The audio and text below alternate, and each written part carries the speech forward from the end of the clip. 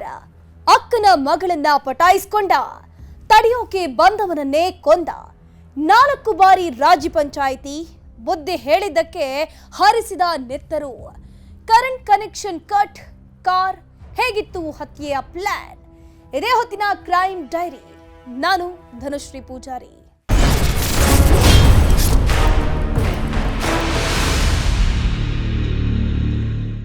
Hi dear, ಏನ್ ಮಾಡ್ತಾ ಇದೀಯಾ? ಬಿಸಿ ಬಿಸಿ ರಾಗಿ ಮುದ್ದೆ ಮಾಡು, ಸಾಂಬಾರ್ ಕ್ರಿಸ್ಪಿ ಆಗಿರ್ಲಿ. ಮನೆಗೆ ಬಂದು ಬ್ಯಾಟಿಂಗ್ ಮಾಡ್ತೀನಿ ಅಂತ ಹೆಂಡತಿಗೆ ಕಾಲ್ ಮಾಡಿ ಹೇಳಿದ್ದ. ಆಕೆಯೂ ಕೂಡ ಗಂಡನಿಗಾಗಿ ಖುಷಿಯಾಗಿ ಮುದ್ದೆಯನ್ನ ತೊಳಿಸಿದ್ರು. ಆದ್ರೆ 5 ನಿಮಿಷದಲ್ಲಿ ಮನೆಗೆ ಬರಬೇಕಿದ್ದ ಗಂಡ 2 ಗಂಟೆ ಆದ್ರೂ ಮನೆಗೆ ಬಂದಿರಲಿಲ್ಲ. ಹೀಗಾಗಿ ಗಂಡನಿಗೆ ಫೋನ್ ಮಾಡಿದ್ಲು. ಆದ್ರೆ ಆ ಫೋನ್ ರಿಸೀವ್ ಮಾಡಿದ್ದು ಗಂಡನಾಗಿರ್ಲಿಲ್ಲ, ಸ್ಥಳೀಯ ನಿವಾಸಿಯಾಗಿದ್ದ. ಆ ಕರೆಯನ್ನ ಅಟೆಂಡ್ ಮಾಡಿದ್ದ ವ್ಯಕ್ತಿ ಹೇಳಿದ ಭಯಾನಕ ಕೊಲೆ ಸತ್ಯ. ಆ ಕಗ್ಗೊಲೆ ಹಿಂದೆ ಇರುವಂತಹ ಮತ್ತೊಬ್ಬಳು ಹೆಣ್ಣಿನ ವಿಷಯ ಏನು ಅನ್ನೋ ಇಂಟ್ರೆಸ್ಟಿಂಗ್ ಕ್ರೈಮ್ ಕಹಾನಿ ಎಲ್ಲಿದೆ ನೋಡಿ. ಅದು ರಾತ್ರಿ 8:30 ಸಮಯ ಕಂಡ್ರೆ ತುಮಕೂರು ತಾಲೂಕಿನ ಬೆಳಗುಂಬ ಗ್ರಾಮದ ಜನರಂತೂ ಥರಥರನೆ ನಡುಗು ಹೋಗಿದ್ರು. ನಿಂತಲ್ದೆ ಪಥರುಗುಟ್ಟು ಹೋಗಿದ್ರು. ಏರಿಯಾದಲ್ಲಿ ತಮ್ಮ ಪಾಡಿಗೆ ತಾಬಿದ್ದವರು ತಲೆ ಮೇಲೆ ಕೈ ಹೊತ್ಕೊಂಡು ನಿಂತು ಬಿಟ್ಟಿದ್ರು. ಯಾಕಂದ್ರೆ ಕೆಲವು ನಿಮಿಷಗಳಲ್ಲಿ ಕಣ್ಣು ಮುಚ್ಚಿ ಕಣ್ಣು ಬಿಡುವಷ್ಟರಲ್ಲಿ ನಡೆದಿತ್ತು ಭಯಂಕರ. ಮಗು, ಅವ್ರ ಹೆಂಡತಿ ಇನ್ನ ಚಿಕ್ಕ ವಯಸ್ಸು, ಅವರು ಎಲ್ಲ ಬಿಟ್ಟಿದ್ದ. ನಾವು ಸಹ ತುಂಬ ಒಡನಾಟ ಇತ್ತು, ಎಲ್ಲ ಬಿಟ್ಟಿದ್ದ. ಅವರು ಕಾರ ಬಂದು ಅಟ್ಯಾಕ್ ಮಾಡಿ ಹೊಡೆದಿರೋದು. ಯಾವುದೋ ಹಳೆ ವಿಷಯಕ್ಕೆ ಏನೋ ಗೊತ್ತಿಲ್ಲ ಸರ್, ಅಷ್ಟು ಮಾಡಿದ್ರು ಅಷ್ಟೇ.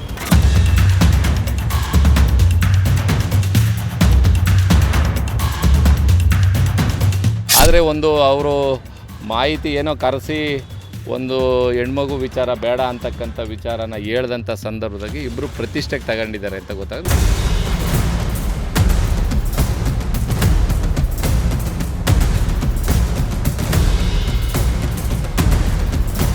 ಚೇತನ್ ಮೇಲೆ ಅನುಮಾನ ಇದೆ ಅಷ್ಟೇ. ಚೇತನ್ ಯಾರೋ ಗೊತ್ತಿಲ್ಲ, ಯಾರು ಹೇಳಿದ್ರು ಅಷ್ಟೇ. ಅದು ಕೇಳ್ತಾ ಇದ್ರು. ಅಲ್ಲೇ ಬೆಳಗುಂಬತ್ತಲೆ. ಯಪ್ಪ, ನಿಜಕ್ಕೂ ಗಿಲ್ದಿ ನಡೆದಿರೋದು ಕ್ರೂರ, ಅತಿ ಕ್ರೂರ ಕಂಡ್ರೆ. ಜನರ ಕಣ್ಣೆದುರೇ ನಡೆದಿದ್ದು ಕ್ರೌರ್ಯ. ಆ 4 ನರಹಂತಕರು ಸೇರ್ಕೊಂಡೇ ನೆತ್ತರು ಕುಳಿಯಾಡಿದ್ರು. ಲಾಂಗು ಮಚ್ಚುಗಳಿಗೆ ಮನುಷ್ಯನ ನೆತ್ತರ ಅಭಿಷೇಕ ಮಾಡೇ ಬಿಟ್ಟಿದ್ರು. ಆ ಭೀಭತ್ಸ ನಡೀತಾಗಿದ್ದಂತೆ ಪೊಲೀಸರು ಸಹ ಎಂಟ್ರಿ ಕೊಟ್ಟಿದ್ರು. ಜನರನ್ನ ದೂರ ಕಳುಹಿಸಿ ಪರಿಸ್ಥಿತಿ ಕಂಟ್ರೋಲ್ಗೆ ತೆಗೆದುಕೊಂಡಿದ್ದಾರೆ. ನಡು ರೋಡಿನಲ್ಲಿ ನಡೆದಿರೋ ಆ ರಕ್ತಪಾತ ಕಂಡು ಪೊಲೀಸರು ಶಾಕ್ ಆಗೋಗಿದ್ರು. ಮೃತದೇಹದ ಸ್ಥಿತಿ ನೋಡಿ ಹಂತಕರ ಸೇಡು ಎಂಥದ್ದು ಅನ್ನೋದನ್ನ ಊಹಿಸಿದ್ರು. ಯಾಕಂದ್ರೆ ಮುಖ ಗುರುತು ಸಿಗದಂತೆ ಮಚ್ಚಲ್ದಿ ಕೊಚ್ಚಿ ಹಾಕಲಾಗಿತ್ತು. ಇಷ್ಟು ಭೀಕರವಾಗಿ ಕೊಲೆಯಾಗಿ ಹೋಗಿರೋ ವ್ಯಕ್ತಿ ಬೇರಾರೂ ಅಲ್ಲ, ಇವನೇ ನೋಡಿ.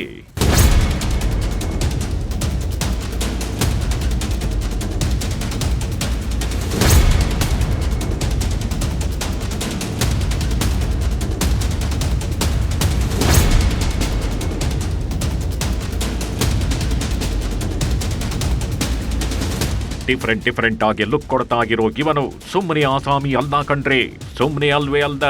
ಬೆಳಗುಂಬ ಗ್ರಾಮದಲ್ಲಂತೂ ಇವನು ಗೊತ್ತೇ ಇಲ್ಲ ಅಂತ ಹೇಳೋಕೆ ಯಾರೊಬ್ಬರೂ ಸಿಗಲ್ದ. ಇವನ ಫೋಟೋ ತೋರಿಸಿದ್ರೆ ಸಾಕು, ಒಂದು ದೊಡ್ಡ ಇತಿಹಾಸವನ್ನೇ ಹೇಳೋರಿದ್ದಾರೆ. ಯಾಕಂದ್ರೆ ಇವನು ಕೂಡ ಮಚ್ಚು ಹಿಡ್ಕೊಂಡು ಮೆರೆದಾಡಿದ್ದೋನೆ. ಇಡೀ ಏರಿಯಾದಲ್ಲಿ ಹಮಾಗಿಟ್ಟಿದ್ದ ವ್ಯಕ್ತಿ ಈತ. ಹೆಸರು ಮಲ್ಲ ಅಲಿಯಾಸ್ ವೀರಣ್ಣ, ವಯಸ್ಸು 41 ವರ್ಷ.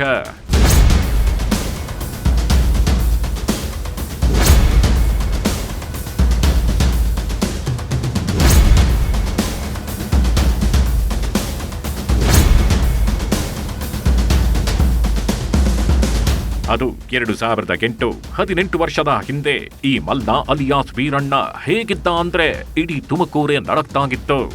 ಊರಲ್ಲಿ ಇವನನ್ನ ನೋಡಿ ಕೆಲವರು ಭಯ ಪಡ್ತಿದ್ರು, ಬ್ಯಾಡಪ್ಪ ಇವನ ಸಹವಾಸ ಅಂತಿದ್ರು. ಇಂಥ ಸಮಯದಲ್ಲಿ ಈ ಮಲ್ಲ ಗಡ್ಡ ರಾಜ ಎಂಬಾತನನ್ನ ಕೊಂದು ಮುಗಿಸಿದ್ದ. ರಕ್ತಸಿಕ್ತ ಅಧ್ಯಾಯದಲ್ಲಿ ತನ್ನದೇ ಹೆಸರು ಬರೆದಿದ್ದ. ಭೂಗತ ಲೋಕದಲ್ಲಿ ಮೆರೆದಾಡೋಕೆ ಮಚ್ಚು ಬೀಸಿದ್ದ. ಇಷ್ಟೇ ಅಲ್ದ, ಆ ಗಡ್ಡ ರಾಜ ಎಂಬಾತನ ಕೊಲೆ ಪ್ರಕರಣದಲ್ಲಿ ಈ ಮಲ್ಲ ತಗಲಾಕೊಂಡಿದ್ದ 6ನೇ ಆರೋಪಿಯೂ ಆಗಿದ್ದ. ಅದಾದ ಬಳಿಕ 10 ವರ್ಷಗಳ ಹಿಂದೆ ಜೈಲು ಸೇರಿದ್ದ ಈತನ ವಿರುದ್ಧ ರೌಡಿ ಶೀಟರ್ ಓಪನ್ ಆಗಿತ್ತು. ಆದರೆ ಕಾಲಕ್ರಮೇಣ ಆ ಎಲ್ಲಾ ಕೇಸ್ಗಳನ್ನ ಕ್ಲಿಯರ್ ಮಾಡಿಕೊಂಡು ರೌಡಿಸಂಗೆ ಕೆಲ್ಡು ನೀರು ಬಿಟ್ಟಿದ್ದ. ಹೆಂಡತಿ ಮಕ್ಕಳ ಜೊತೆ ನೆಮ್ಮದಿಯ ಜೀವನ ನಡೆಸ್ತಾಗಿದ್ದ. ಆದರೆ ವಿಧಿ ಆಟವೇ ಬೇರೆಯಾಗಿತ್ತು ಕಣ್ರೆ. ತನ್ನ ಸಂಸಾರದ ಜೊತೆ ಸುಖವಾಗಿದ್ರು. ನೆಮ್ಮದಿಯ ಜೀವನಕ್ಕೆ ವಿಲನ್ ಆಗಿ ಬಂದದ್ದು ಆತನ ಸ್ವಂತ ಸಂಬಂಧಿ, ಅದೊಬ್ಬಳು ಹೆಮ್ಮಾರಿ. ಆದರೆ ಒಂದು ಅವರು ಮಾಹಿತಿ ಏನೋ ಕರೆಸಿ ಒಂದು ಹೆಣ್ಮಗು ವಿಚಾರ ಬೇಡ ಅಂತಕ್ಕಂಥ ವಿಚಾರನ ಹೇಳ್ದಂಥ ಸಂದರ್ಭದಾಗಿ ಇಬ್ಬರು ಪ್ರತಿಷ್ಠೆಗೆ ತಗೊಂಡಿದ್ದಾರೆ ಅಂತ ಗೊತ್ತಾಗ ಮುಂದಿನ ದಿನಗಳಲ್ಲಿ ಏನು ಅಂತ ಪೊಲೀಸ್ ಇನ್ವೆಸ್ಟಿಗೇಷನ್ ಅದೇ ಅಷ್ಟಾಗಿದೆ. ಭಗವಂತ ನಿಮ್ಮ ಮುಖಾಂತ ಆದರೂ ಅವ್ರ ಕುಟುಂಬಕ್ಕೆ ಮತ್ತು ಚಿಕ್ಕ ಮಗು, ಅವ್ರ ಹೆಂಡತಿ ಇನ್ನು ಚಿಕ್ಕ ವಯಸ್ಸು, ಅವರು ಎಲ್ಲ ಬಿಟ್ಟಿದ್ದ. ನಾವು ಸಹ ತುಂಬ ಒಡನಾಟ ಇತ್ತು, ಎಲ್ಲ ಬಿಟ್ಟಿದ್ದ. ಆಲೇ 8-10 ವರ್ಷಗಳಿಂದ ಯಾವುದೇ ಥರದ ಆಕ್ಟಿವಿಟೀಸ್ ಇರಲಿಲ್ಲ. ಒಂದ್ಸಾರಿ ಮಚ್ಚು ಹಿಡಿದ ಮೇಲೆ ರೌಡಿಸಂ ಫೀಲ್ಡ್ಗೆ ಇಳಿದ ಮೇಲೆ ಮುಗೀತು. ಸುತ್ತಲೂ 10 ಮಚ್ಚುಗಳು ಕಾಯ್ತಾಗಿರ್ತಾವೆ. ಯಾವಾಗ ಹೊಡಿಬೇಕು, ಯಾವಾಗ ನೆತ್ತರು ಹರಿಸಬೇಕು ಅಂತ ರಕ್ತ ಪಿಶಾಚಿಗಳಂತೆ ಹೊಂಚು ಹಾಕೊಂಡಿರ್ತಾರೆ. ಇಂತಹ ಸಮಯದಲ್ಲಿ ಮಚ್ಚು ಬಿಸಾಡಿದ್ರೆ ರೌಡಿಸಂ ಬಿಟ್ರೆ ಬಿಡ್ತಾರ. ಮೊಂಡಾಗಿದ್ದ ಮಚ್ಚುಗಳೇ ರಕ್ತ ನೋಡೋಕೆ ಫೀಲ್ಡ್ಗೆ ಇಳಿತಾವೆ ಅನ್ನೋದು ಭೂಗತ ಲೋಕದಲ್ಲಿ ಎಲ್ಲರಿಗೂ ಚೆನ್ನಾಗೇ ಗೊತ್ತಿರೋ ವಿಚಾರ. ಹೀಗಿರುವಾಗ ಯಾರ ಸಹವಾಸವೂ ಬೇಡ ಅಂತ ಈ ಮಲ್ಲ ಮಚ್ಚು ಬಿಟ್ಟಿದ್ದೇ ತಪ್ಪಾಗೋಗಿತ್ತು. ಅದೊಬ್ಬಳು ಸುಂದರಿಯ ವಿಷಯಕ್ಕೆ ನೆತ್ತರು ಹರಿಸಿದ್ದಾರೆ. ಮಲ್ಲನನ್ನ ಕೊಂದಿರೋ ಆ ನರಹಂತಕರ ಗ್ಯಾಂಗ್ನ ಲೀಡರ್ ಇವನೇ ನೋಡಿ.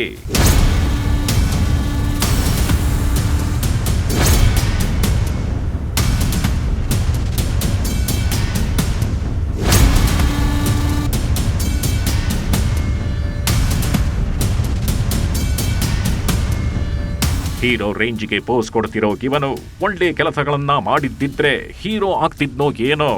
ಬಟ್ ಇವನು ಮಾಡಿರೋದು ಕೊಲೆ. ಇವನು ಹರಿಸಿರೋದು ಬೆವರಲ್ಲ, ನೆತ್ತರು. ಇಂತಹ ನರರಾಕ್ಷಸನ ಹೆಸರು ಚೇತನ್ ಅಲಿಯಾಸ್ ಗೂಳಿ. ಇವನು ಕೂಡ ತುಮಕೂರಿನ ನಿವಾಸಿಯೇ. ತನ್ನದೇ ಗ್ಯಾಂಗ್ ಕಟ್ಕೊಂಡು ಮೆರೆದಾಡ್ತಿದ್ದವನು, ಕೇಕೆ ಹಾಕ್ತಿದ್ದವನು. ಇದೀಗ ಮಾಜಿ ರೌಡಿ ಮಲ್ಲನನ್ನ ಅತಿ ಭೀಕರವಾಗಿ ಕೊಂದು ಮುಗಿಸಿದ್ದಾನೆ. ಅದೊಬ್ಬಳು ಆಂಟಿ ವಿಷಯಕ್ಕೆ ಹೆಣ ಕೆಡಬಿದ್ದಾನೆ.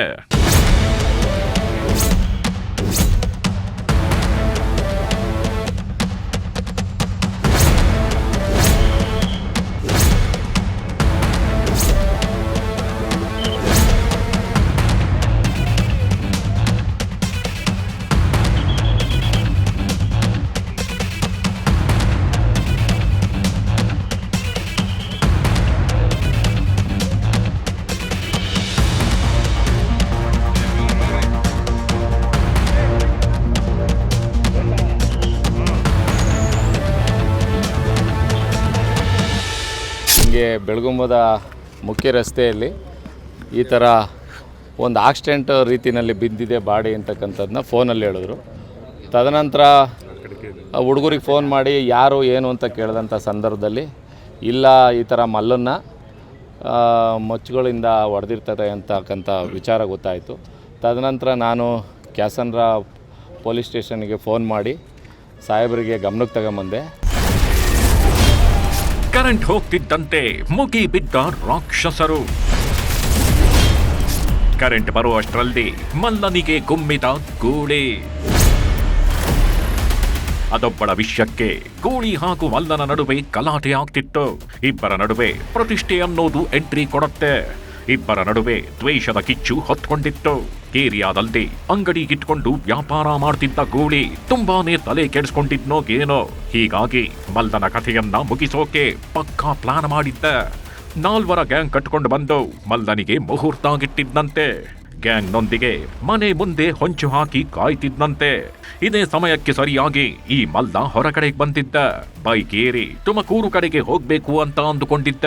ಆದರೆ ಮನೆಯಿಂದ ಕೇವಲ 100 ಮೀಟರ್ ದೂರದಲ್ಲೇ ಯಮದೂತರು ಕಾಯ್ತಾಗಿದ್ದಾರೆ ಅನ್ನೋದು ಈತನಿಗೆ ಗೊತ್ತಾಗ್ಲೇಗಿಲ್ಲ.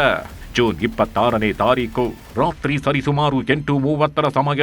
ಹೆಂಡತಿಗೆ ಮುದ್ದೆ ಮಾಡುವಂತ ಹೇಳಿ ಮನೆಯಿಂದ ಹೊರಗಡೆ ಬಂದಿದ್ದ. 100 ಮೀಟರ್ ಮನೆಯಿಂದ ದೂರಕ್ಕೆ ಹೋಗ್ತಿದ್ದಂತೆ ಮನೆ ಪಕ್ಕದಲ್ಲೇ ಇರುವ ಗರುಡ ಕೆಫೆ ಎದುರು ಹೋಗ್ತಾಗಿದ್ದಂತೆ ಏರಿಯಾದಲ್ಲಿ ಕರೆಂಟ್ ಹೋಗತ್ತೆ.